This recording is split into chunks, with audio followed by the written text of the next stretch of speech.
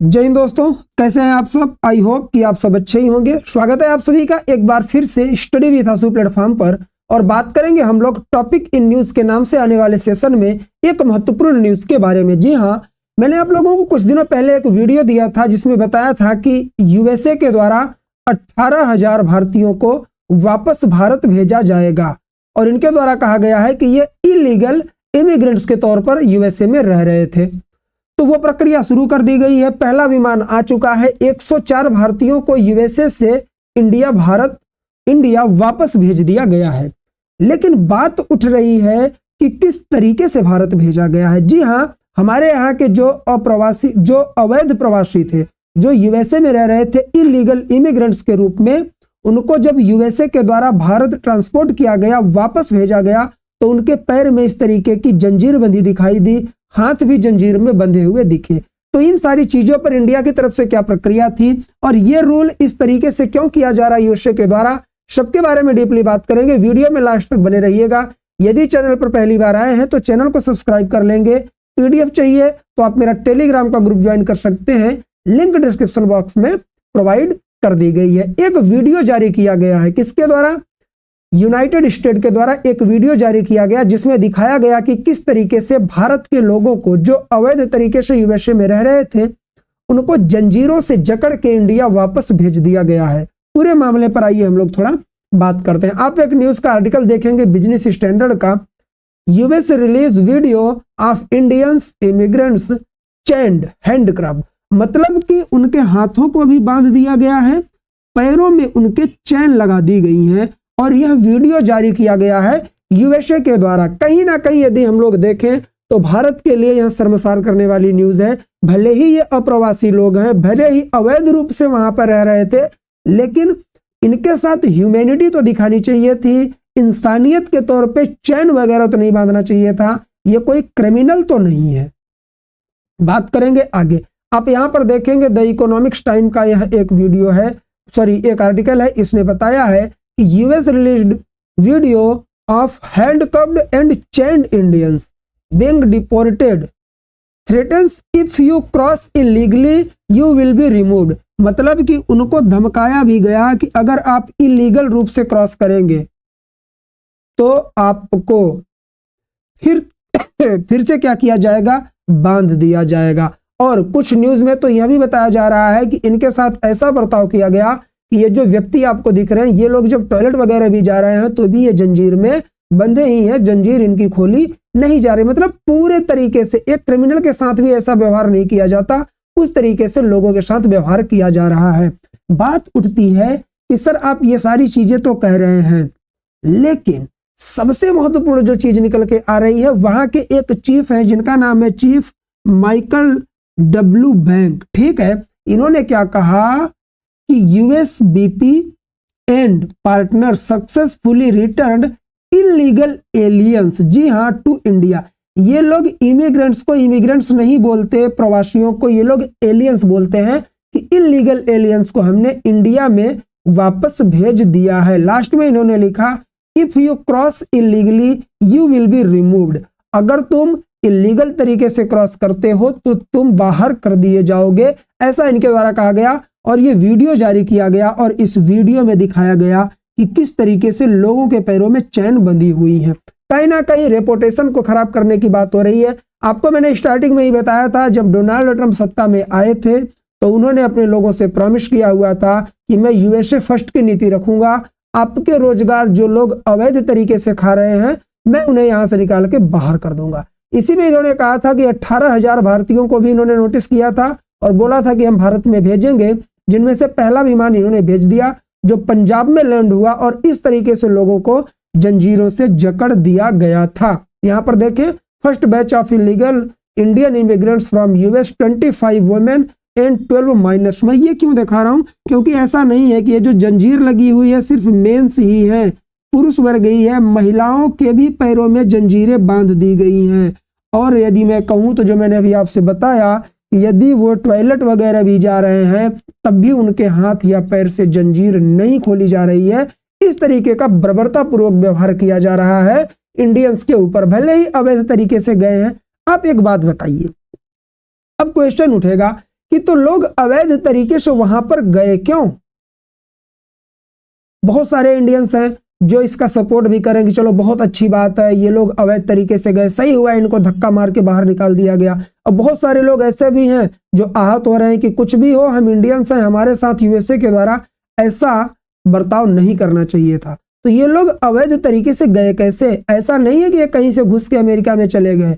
ये लोग क्या किए, आपको पता होगा, कई जगह आपको ऑफिस दिखता है कि अमेरिका जाएं, यहाँ जाएं, वहां जाएं, और बहुत सारे लोग क्या करते हैं कि जो उनका वीजा वगैरह होता है, पासपोर्ट वगैरह होता है, वो क्या करते हैं, गलत तरीके से बनवाते हैं और वो लोग वहां पर जाके भटकते रहते हैं। कई लोग ऐसे भी होते हैं जिनको बुलाया जाता है नौकरी के लिए और वहां जाते हैं तो उन्हें वहां एक तरीके से उनका पासपोर्ट और वीजा वगैरह रख के गुलाम सा बना लिया जाता है और वो भटकते रहते हैं। तो जब भी गवर्नमेंट उनको नोटिस करेगी तो यही कहेगी कि ये इलीगल रूप से आए हुए हैं। तो इस तरीके से घटनाएं जो घटती हैं कि जो एजेंट्स के माध्यम से जाते हैं वही वहां पर ज्यादातर भटकते हैं, तो उन्हें इलीगल इमिग्रेंट्स कहा जाता है। लेकिन यूएसए आर्मी के द्वारा क्या कहा जा रहा है, इलीगल एलियंस। जी हाँ, इनको एलियंस कहा जा रहा है। तो इस तरीके से लोग वहां पर जा रहे हैं। तो ये जो प्लेन आया है उसमें 104 लोग आए हैं, ज्यादातर गुजराती हैं, पंजाब के लोग हैं और हरियाणा के लोग हैं। मैं आपसे यदि बात करूं तो ऐसा नहीं है कि जितने भी लोग गए हैं वो सारे वापस आ रहे हैं। ऐसा नहीं है कि अमेरिका सभी इंडियंस को वापस भेज रहा है, ये उन लोगों को वापस कर रहा है जो इलीगल तरीके से गए हुए थे, ठीक है ना, अवैध जिनको वहां मान रहा है, जिनके पास कोई डॉक्यूमेंट्स नहीं है, वहां पर रहने का प्रूफ नहीं है।